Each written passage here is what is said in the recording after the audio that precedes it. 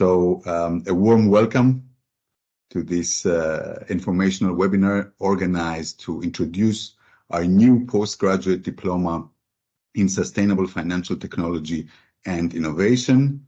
My name is Dr. Emmanuel Kipreos. I'm the program director and director of undergraduate teaching and learning at the School of Business, Manock University. And I'm joined today by Jennifer Leonard, representative of Sustainable Finance SkillNet and the International Sustainable Finance Center of Excellence, our partner in this program, that will discuss in a few moments exciting opportunities for funding to attend this program for professionals in the financial services sector based in Ireland. I'm also joined by the lecturers of this program, a select number of individuals, both academics and practitioners, chosen on their expertise in the specific areas to deliver the different modules, ensuring that we provide the best possible educational experience to the learners, to the participants. So in the next 40 minutes, we will present the program and then allow ample time for Q&A. You can, of course, write at the Q&A section your questions, but just be patient. They will be answered at the end of this presentation. So this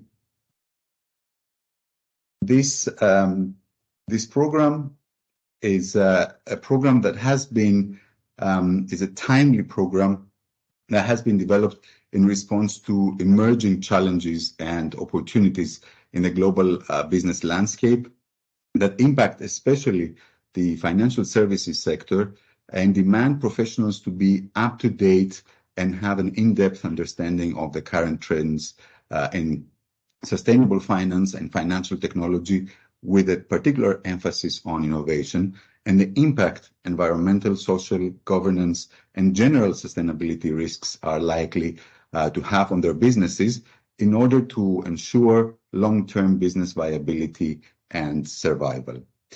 So this is a fully accredited level 9, 12-month part-time program that has been developed with professionals in mind, catering to their study needs. It will be delivered fully online with a participant-friendly mode and a time of delivery designed to allow participants to balance a full-time job and postgraduate studies. Now, in terms of the mode of delivery, that will be online lectures, both synchronous and asynchronous learning mode in the form of discussions on Padlet or other tools, and of course, an individual component in terms of reading and preparation. The mode of assessment, that will be individual and group assignments, sometimes online quizzes, essays, blogs. So some assessment, of course, will depend on the different lecturers' discretion. And of course, participants will have the opportunity to be inspired and to interact with an array of visiting speakers from the European Commission, from the United Nations, as well as industry and governments, ministries, and so on. At the same time, participants will have access to all the university's resources, and we will shortly elaborate on that. Now, as School of Business within Manock University, we share obviously the same ethos and approach to learning as the rest of the university, but we've gone a step further in terms of articulating our values that permeate our approach to learning and to teaching and learning.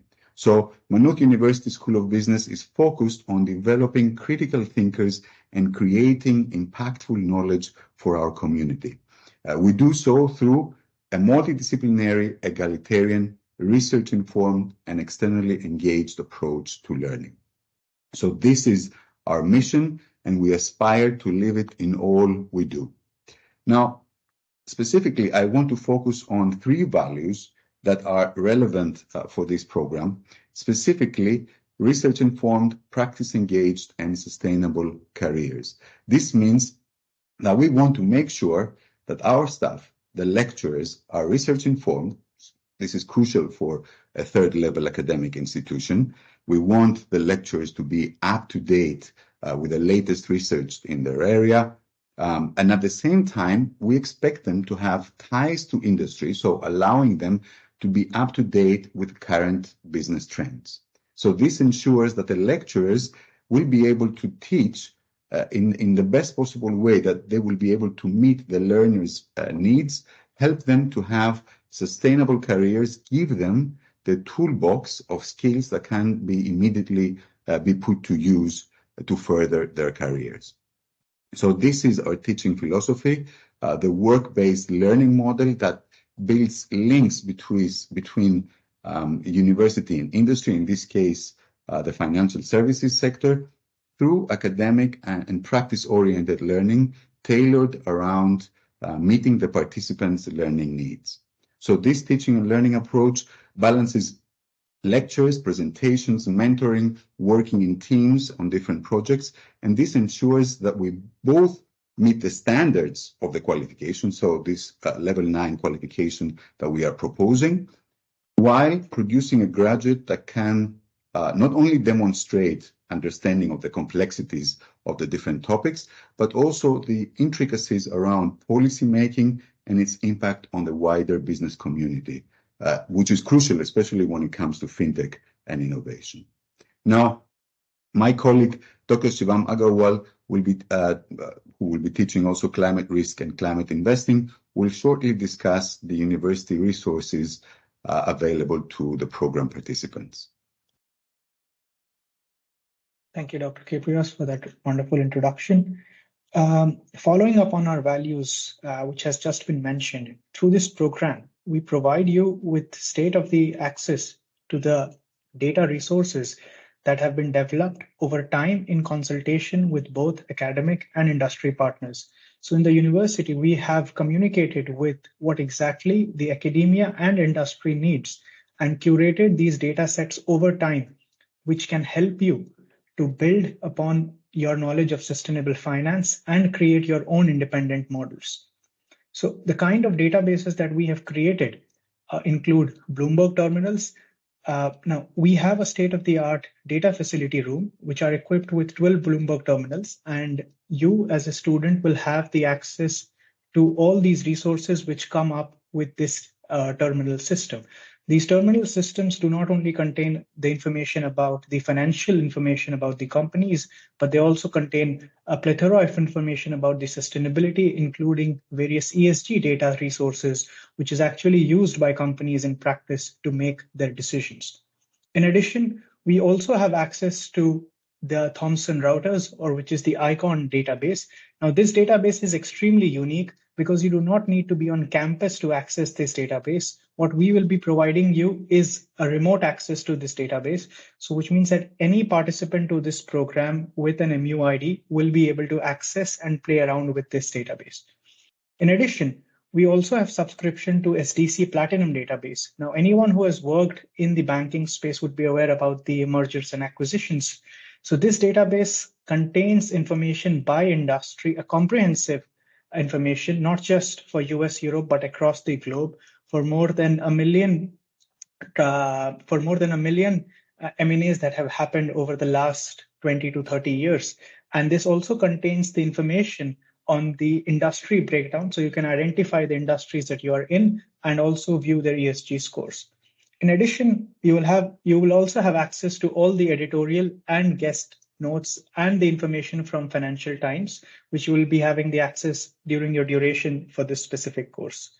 In addition to these databases, we also have access to multiple case studies, which you will be providing the access through the Maynooth University Library in particular.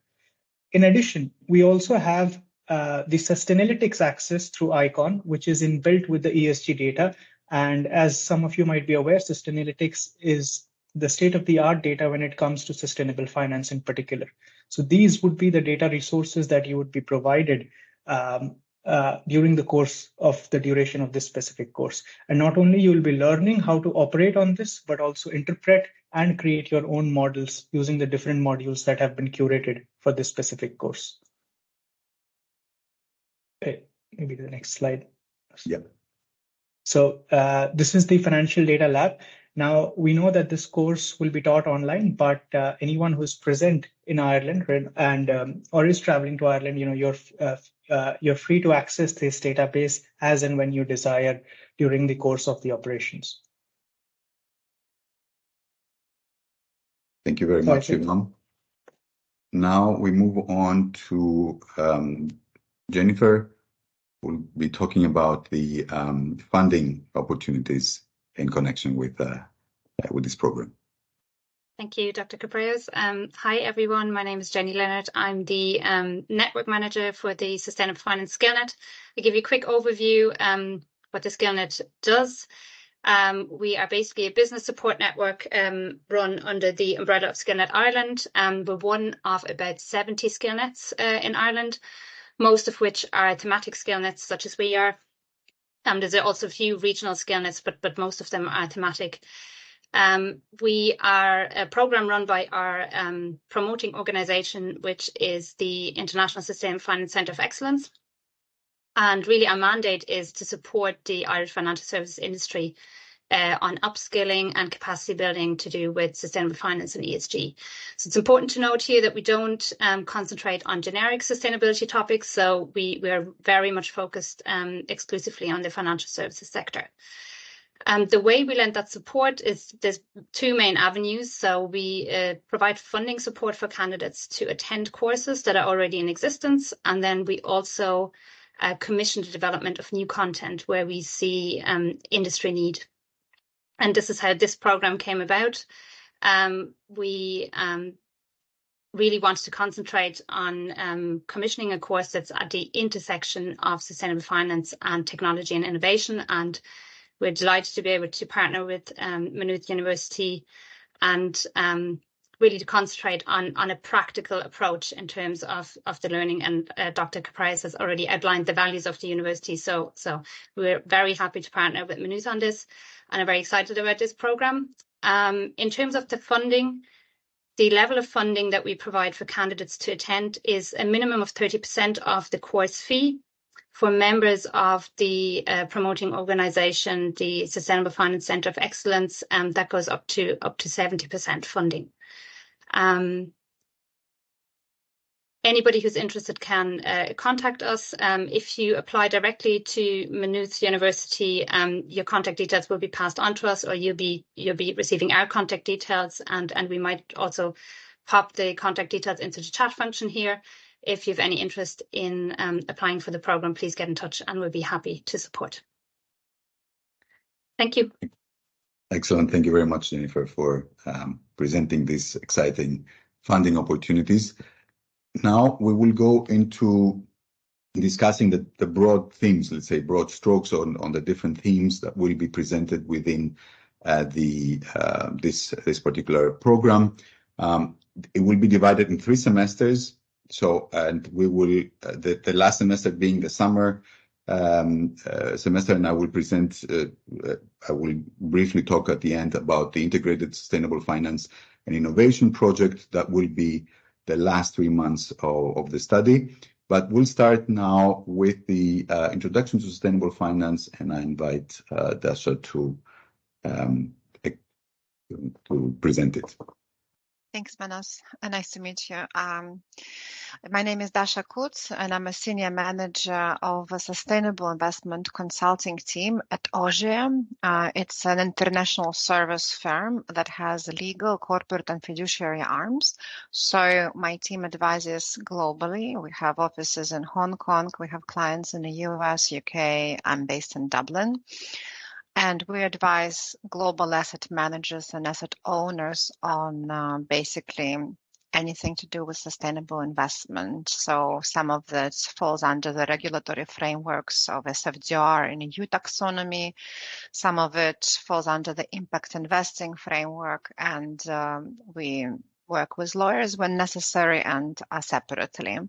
Prior to moving to Ireland, I was an investment manager for an American impact investing fund, which worked in emerging markets, and I was managing due diligences to financial institutions and fintechs.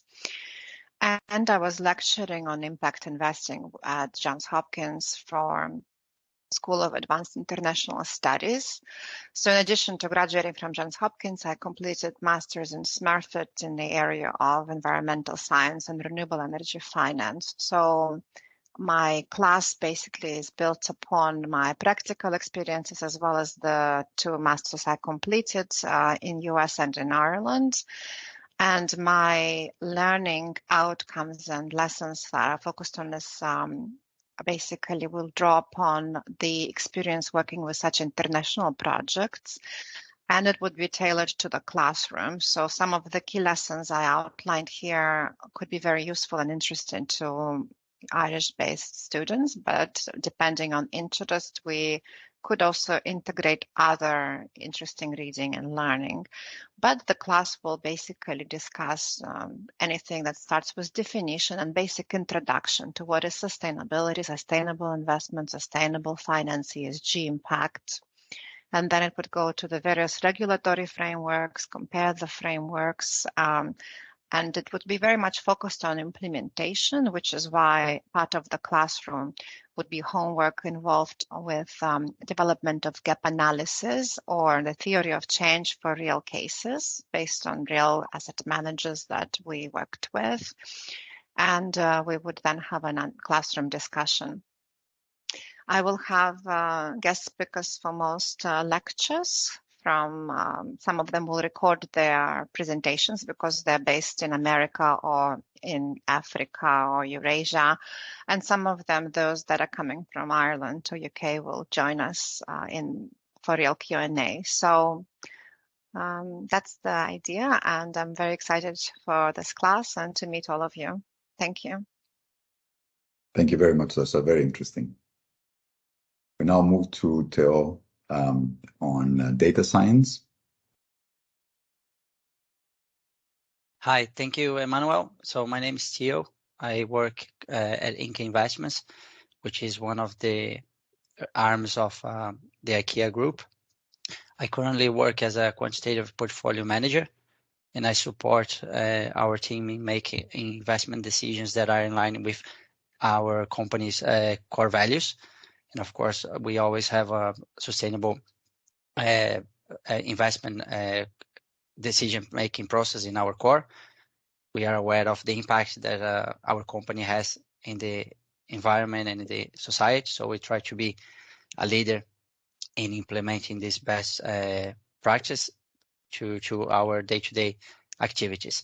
So I'll be covering the data science for sustainable finance module. This course is based on what the industry has been applying and solving ESG problems in the data science and finance environment. So these modules, we aim to equip the students with the skills and knowledge that are required to analyze and leverage sustainable finance data. And we provide a framework for better decision-making in the realm of sustainable finance. So through the course, the students will learn how to critically evaluate both financial and non-financial data, which will enable them to extract then valuable insights from sources such as ESG ratings, climate data, and also social impact indicators. The students should learn how to apply data-driven insights to asset allocation and portfolio management, exploring how climate, ESG, and SDG data can influence investment decisions, their risk assessment, and also overall portfolio allocation and performance. It's critical as well that the students learn and develop the skills to create meaningful data visualizations that will help them in conveying complex financial and sustainability information to the different stakeholders, which should facilitate the decision-making process. At the end of the course, we aim to have a guest speaker from one of our investment teams. So I'll try to bring someone from Leiden that will discuss the broader context of sustainability and the application of data science in supply chain analysis. And then the students will gain insights into how data can inform decisions related to sustainable sourcing, ethical practices, and also environmental impact within supply chains. So overall, this course should prepare the students to become proficient in the intersection of data science and sustainable finance. The graduates will be well equipped to navigate the evolving landscape of finance, where environmental, social, and governance factors will play an increasing vital role.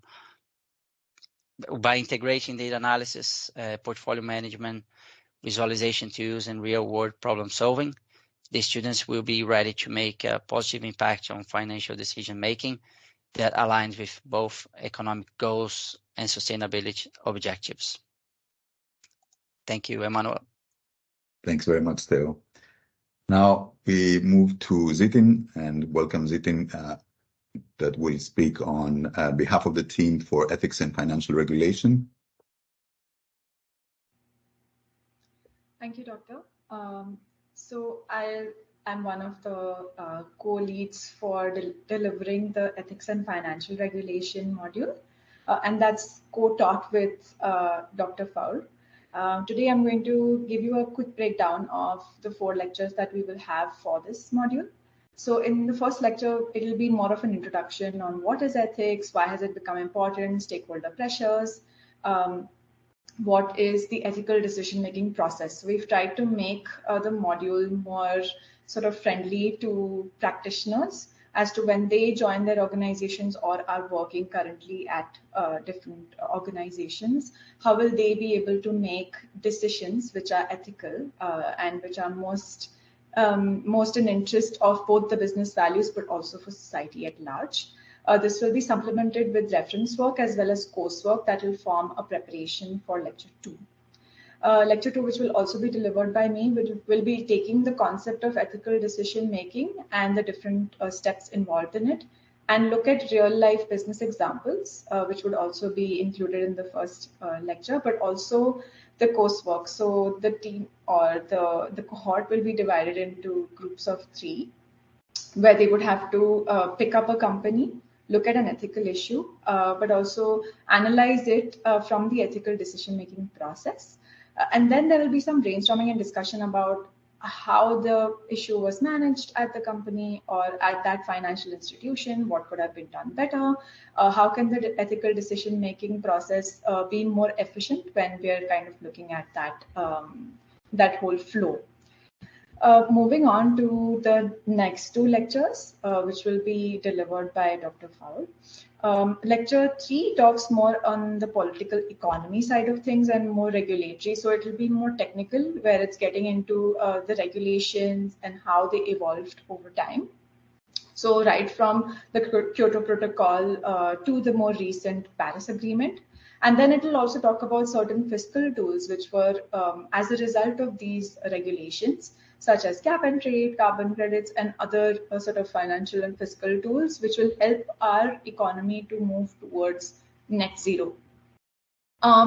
In the last lecture, there will be more focus on trying to understand basically what is the transition risk. So what do we mean by transition risk? The risk of moving towards a low carbon economy. And when we're transitioning towards that low carbon economy, what are the different risks that affect financial stability, more in context of sustainable finance, but also looking at how regulations that are introduced have succeeded in helping us accelerate towards decarbonization. The focus will be on the stranded assets theory and bank exposure to those stranded assets. So we know at large there is some evidence to state that oil and gas firms have increasingly resorted to bank lending as a means of raising finances often, and banks are getting exposed to those kind of assets.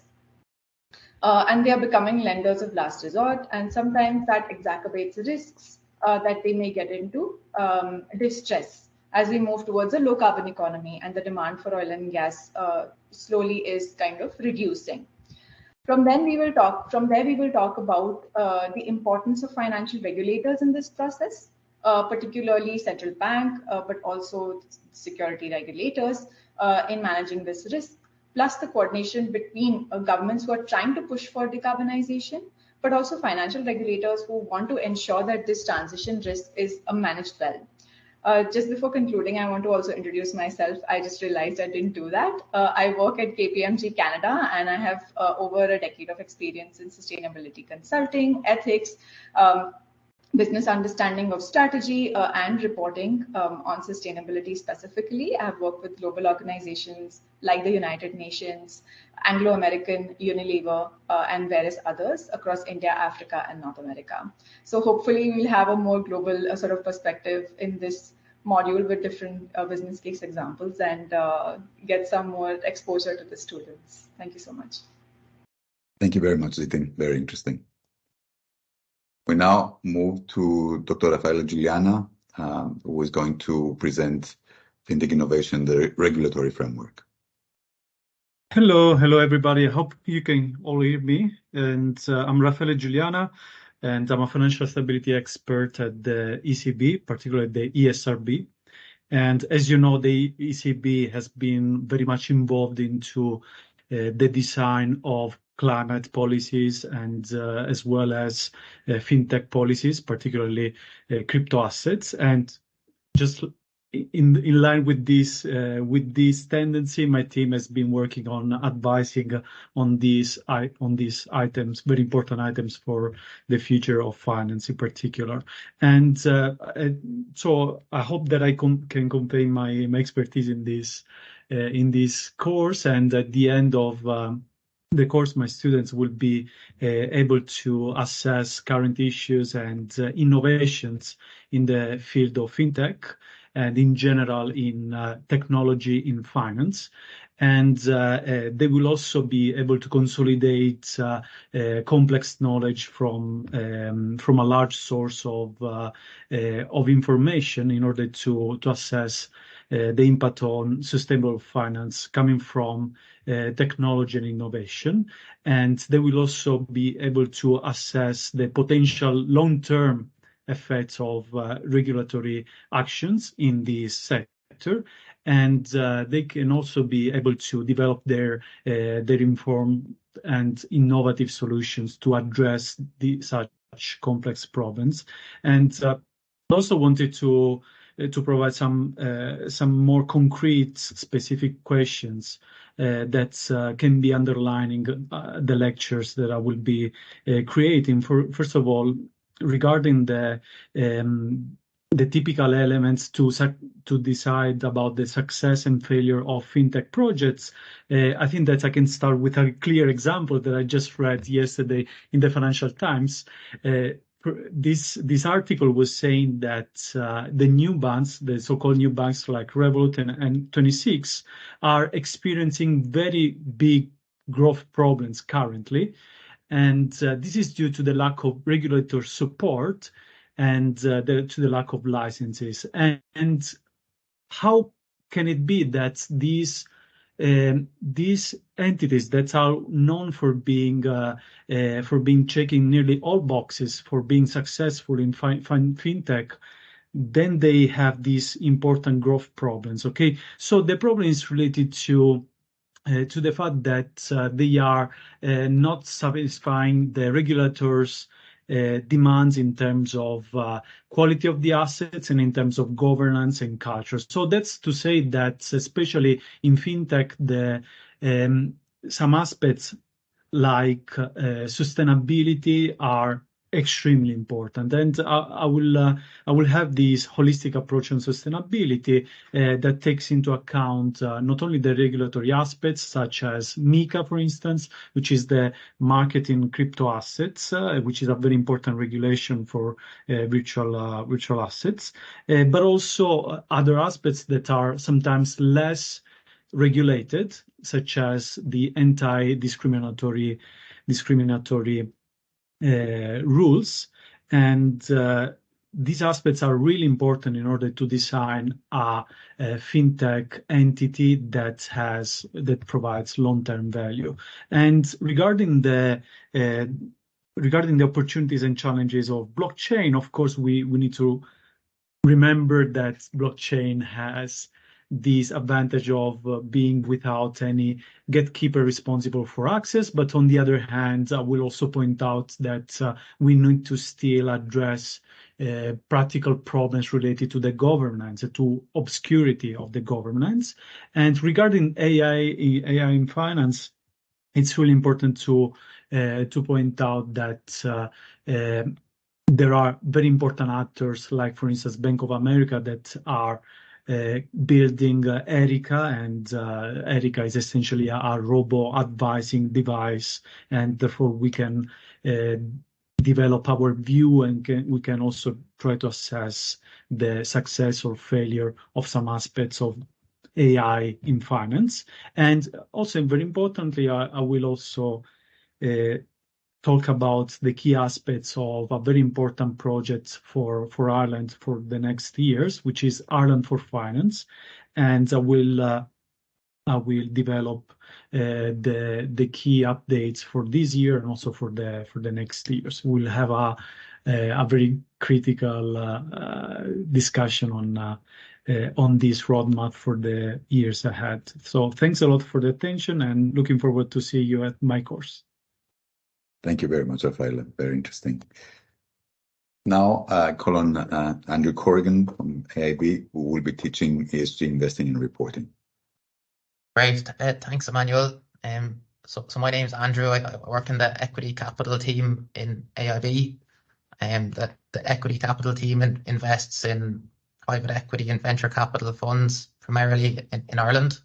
Then we also invest directly in private companies here. So incorporating ESG criteria is quite important for our team and for the bank in general. And I guess a lot of the reason for that is when we're assessing the quality of a company, we assess the cash flows that it's going to generate and the risk associated with those cash flows. And ESG factors come into play in a lot of that assessment. So if there's environmental issues, there might be carbon taxes coming down the road, or for social issues. An example might be Sheen, where there may be labour issues and revenue may be reduced in the future, and costs maybe need to be readjusted. So it's self-interest for AIB why we assess ESG. They're key factors when we assess any investment opportunity. So in terms of learning outcomes for the course, the reporting ecosystem will be assessed and reviewed. The accounting frameworks that are used for ESG reporting will be looked at. And as investors, we are users of this reporting information. So it's a key input in our investment decision making and framework analysis. Learning outcomes of the course, we want to provide students with a framework to look at a company, assess it. It's the attractiveness of the business, both economic and ESG. So the economic attractiveness of a business is an important factor in it, as well as ESG. So it'll be a full suite of investment analysis that we will be reviewing when looking at investment decision making. And then we'll assess a number of different ESG investment strategies that are in the market. And we'll be looking at a number of case studies of actual sustainable investment managers and decision-making processes that they've had to look at for companies that they've assessed. So an example would be Generation Investment Management, which is a fund based in the US. They invested in John Deere in the past. And as they reviewed John Deere over the course of its investment, they provided a lot of attractive farming equipment that made the process more efficient. But then their ESG concerns arose as farming became a bigger input into why certain water use is used, and like a number of other ESG considerations that would affect the attractiveness of the company going forward. So there's going to be case studies and where we will be looking at real life examples of the economic characteristics of businesses and then other ESG considerations down the line. So that's probably the key focus of the course for me. In terms of what people would get out of it and bring into their own work. So if people are assessing projects or companies in the future, this would provide a framework for people to be able to assess business quality, and then ESG factors into that. So that's it for me. But thanks, everyone. Thank you very much, Andrew. That was an additional part. Now we go to Shubham. Thank you. My name is Shubham Agrawal, and I'm a lecturer in finance with Maynooth University. My primary area of research includes understanding risks in banking, which includes organizational risk, cultural risks, and also the risks that can arise from external factors. In addition, I also study ethical AI, primarily in relation to banking and lending. So I'll draw a lot from that specific experience in the climate risk and climate investing module. In particular, I would like to build upon the modules that you would have studied already or covered already in the first semester, which would include the introduction and the financial regulation, along with the data science module. So these modules will provide us with all the tools that are necessary then to imply and create models and analyze the different types of climate risks, and in addition, decide the investment strategies based on the same. So first, we will be able to look at the effect of climate change on different prices and the risks across all the different kinds of asset classes. And in particular, we'll be looking at the climate simulations which have been provided by the oceanic bodies. Now, these climate simulations include the rise of the sea level and how it affects the assets which are close to the shorelines, and in particular, how the banks are exposed to the risk through the mortgages or through the long-term mortgages that have been provided in this specific aspect. So we'll be looking at all those different simulation scenarios. In addition, when it comes to the simulation, we'll also look at the CO2 simulation scenarios, under which, what happens if we are able to hit the Paris Agreement, and what happens if we deviate from that. So in this specific instance, we'll be building upon the tools that you would have studied in the transition risk scenario. So for example, what kind of risks that these assets would face under these different types of climate risk scenarios. When it comes to the investment sides, we'll be understanding the different types of screening tools. So all these databases that we have mentioned in the university, they also allow us to screen a portfolio of companies which fit certain criterions. So for example, companies, which are climate leaders, which have been able to fulfill their climate mandates, or which are on target towards achieving a net zero by 2050.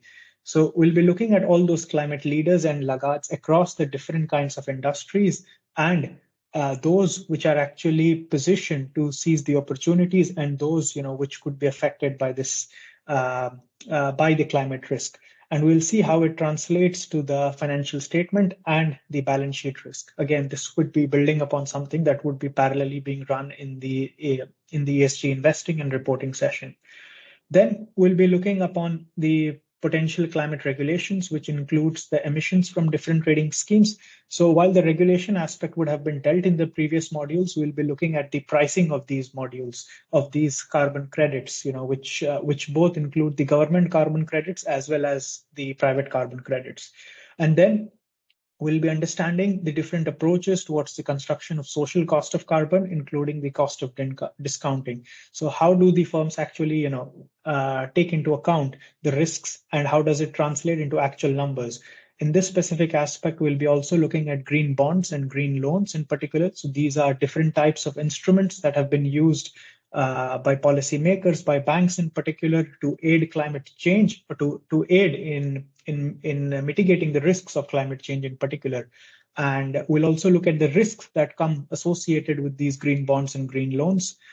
In this specific instance, we'll be also looking a little bit on the project financing. So for example, how in the developing economies, solar finances or wind farms are being created, and as to what kind of circular financing model that you can create in order to help mitigate the climate risks arising from these different assets. So the key lessons that you will take away from this is building up of models which explore the impact of climate risk to all the different stakeholders. Primarily, we'll be focusing on the shareholder perspective and the owner perspective. We'll analyze the financial instruments that will help us to mitigate the impact, and we'll model under different scenarios as to what would work and what would not work. So we have a rich data resource which will allow us to look at these different simulations. And finally, we'll be also looking at case studies in particular. For example, the Israeli government arm called Yozma Group, which has successfully been able to integrate climate investments through the aid of venture capital and private equity firms. Thank you. Excellent. Thank you very much, Shivam. We move now to behavioral finance for sustainability with Dr. Wu. Hello, everyone. I'm Hiền Wu. I'm from National University of Vietnam. So before I got my PhD from Lugano University in Switzerland, and I would like to bring you something nice today. So hopefully you get something you never seen before from today. So let me share my screen.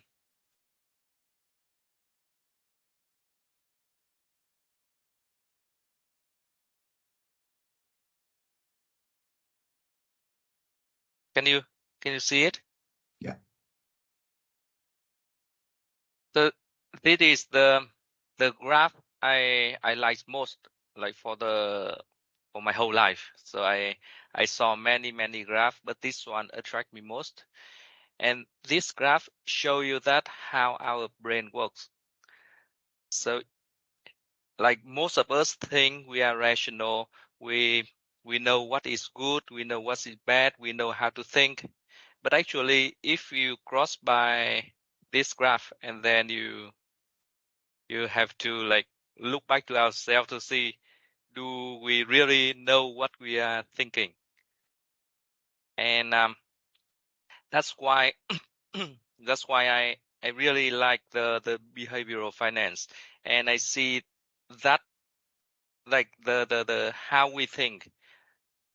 If we understand how people think, we can be successful in almost everything. And especially we are working in financial industries, that is the service industry.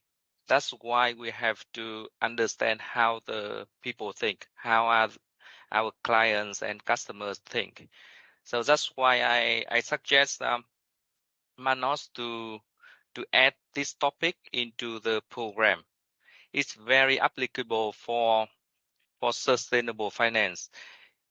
If you see the green bond, actually the green bond has the lower interest rate compared to other investment. But why the rational investors still invest in it? So there must be something irrational here. And why? So hopefully after the course, I can bring you some idea of the behavioral biases. So you will understand you more, understand your clients more. Can I go back to so let me stop sharing. I will come back to that graph during the course. And can I go back to Manos' slide? Yes.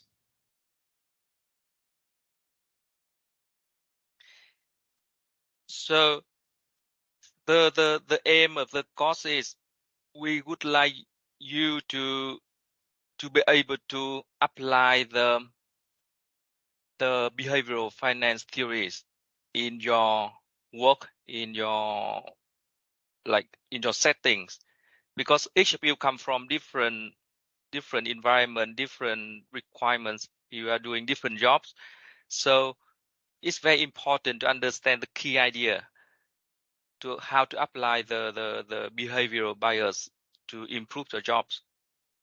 So the course will introduce you about the fundamental principles of behavioral finance and how it's applied to the sustainability in general. So you see like why that everything is happening now. So people know what is good to the environment, why they are still doing the bad thing. So what is mechanism in their minds? And also we apply that for the financial settings. like ESG investments and like green bonds. And after that, we would like to introduce you about the nudge theory. It's like very nice theory. It was found by a Nobel Prize winner. That's Thaler. And the idea is that like everything we do, if we have little motivation, we do differently. So for example, like when you design an app, like for someone who are working in the in the designing an app, like every small setting of the app can lead the users in a different path. Totally. For example, the default setting when you choose, if like for example, if you design an app to invest in like the investing app, and then if you put like some ESG stock with the green, like catchy green, and it's the default one, it appears like firstly on the app, and people will be more likely to invest in that stocks than the other stocks. So that's the idea of nudging theory. And then we go to some case study to illustrate like how people like successfully apply the behavioral finance to gain the advantage. And thank you very much. Thank you very much, Ian. Yes, thank you. hopefully like I can bring you some fresh like in the way you think. So thank you. Thank you. We close with the integrated sustainable finance and innovation project. And so this module that will be supervised by Professor Coughlin and myself. So this module is designed to bring together the learning from the program and apply it in a specific situation pertinent to the operation of with the operations of the sustainable finance industry. So while also facilitating students toward developing some research skills and working within a team that will develop some skills that they can use in the future. So this module offers a lot of flexibility, as the idea is that teams will be formed and there will be group learning outcomes in this respect associated with it. And with the coaching from the lecturers and guest lecturers, they will be able to explore ideas and investigate different topics. So, of course, typically, if there would be individuals from the same organization that might be grouped together because they might have common goals, or decide to come together based on an industry or on a specific direction, or even competitors can research, let's say, a topic that is likely to benefit both organizations. So they can start in a typical fashion, let's say that would be done in an academic setting with a literature review, understanding where the research is in the specific area, then add a qualitative maybe piece, then a quantitative piece, working with Bloomberg data on any other financial databases, and using the resources that we offer. So they might decide, for example, as we were just talking about, to research green bond prospectuses, do a text analysis, look at the changes in regulation or disclosures, how that is these changes are shaping the offerings of different, or the trading of different green bonds. So there are a lot of opportunities. We will leave that up to, there's plenty of data that they can analyze. We're generally open to the methods and the approaches. It's sort of a live project, so research based on a business maybe challenge that the participants feel that they need to find a solution to or address the challenge. Maybe that is something that directly can further their careers. And the idea is that it's a culmination of all the different learnings and all the different tools that they have been acquiring throughout this whole program. So the idea is all the building blocks come together and use all the different tools that they have in the toolbox to be successful in this program. So And this concludes our part. And thank you very much to all the presenters for their time and engagement in this respect to present the different modules and the different parts of this webinar. Now we open it in the few minutes left to questions from the audience. Of course, we're always available. You can get in touch with me or directly with Manut University and Sustainable Finance SkillNet to explore the funding opportunities or to get more information about the program as a whole.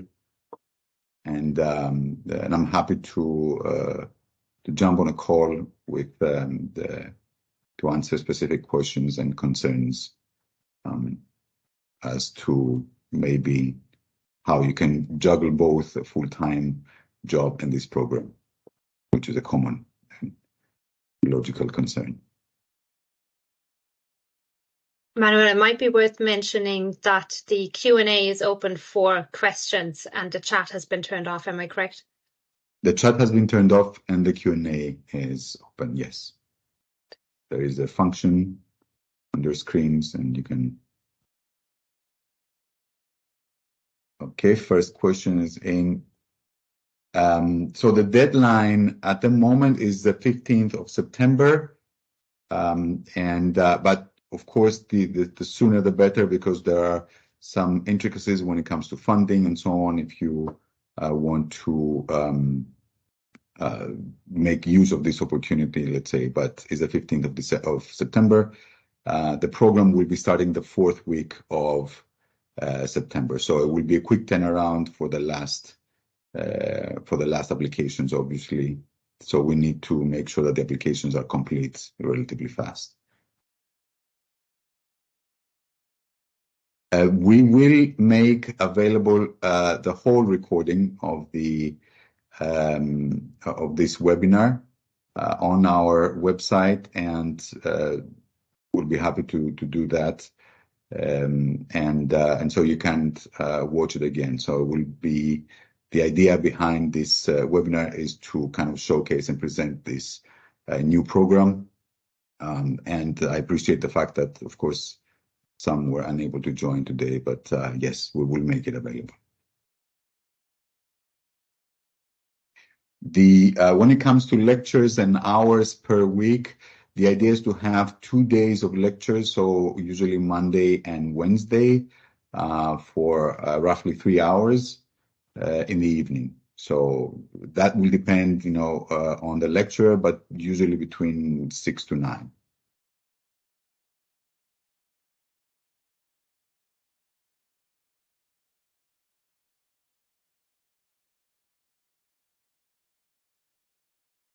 There's another question here on the time commitment outside of the formal lectures, Emmanuel. Let me just check.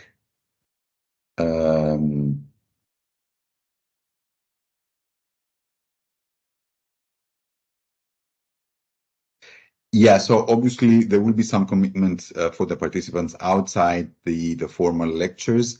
That's why we said there will be synchronous and asynchronous kind of teaching, the delivery mode. So there is some commitment also in terms of preparation and homework. Yes, it is, but it is left up to the participant. So when the participant has the time to complete the assignments and so on.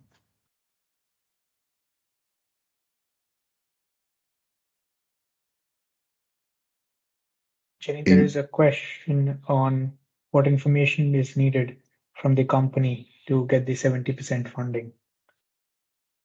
Oh, I can't see it.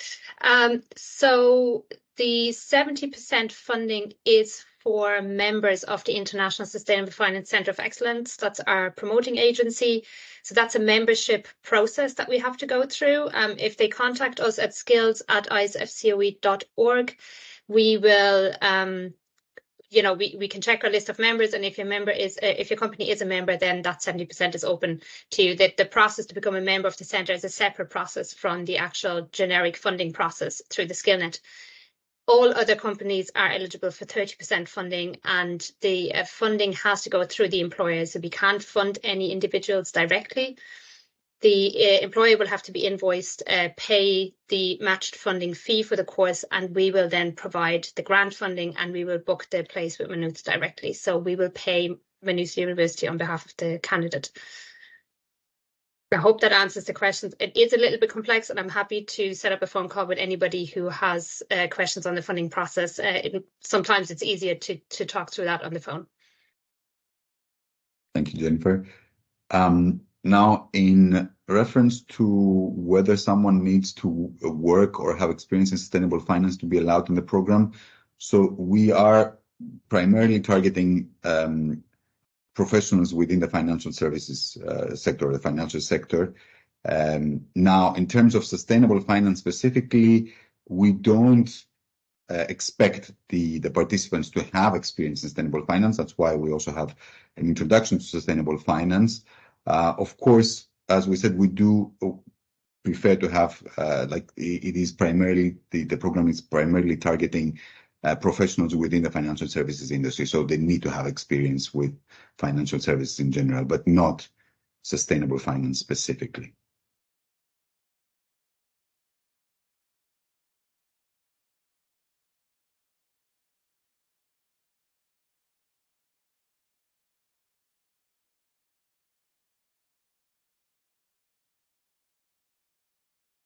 So thank you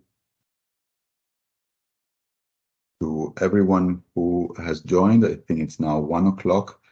Unless we have any last questions, we will end the webinar.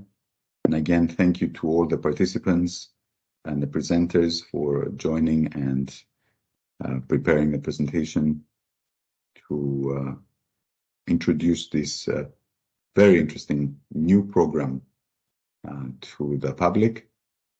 It will be starting in less than a month. I'm very excited about that. And we will make this recording available on our website at the School of Business for the benefit of anyone interested in joining the program who wants to find out, to have more in-depth information. But again, as I said, I'm always happy to organize a call to discuss the personal, let's say, particularities of every candidate.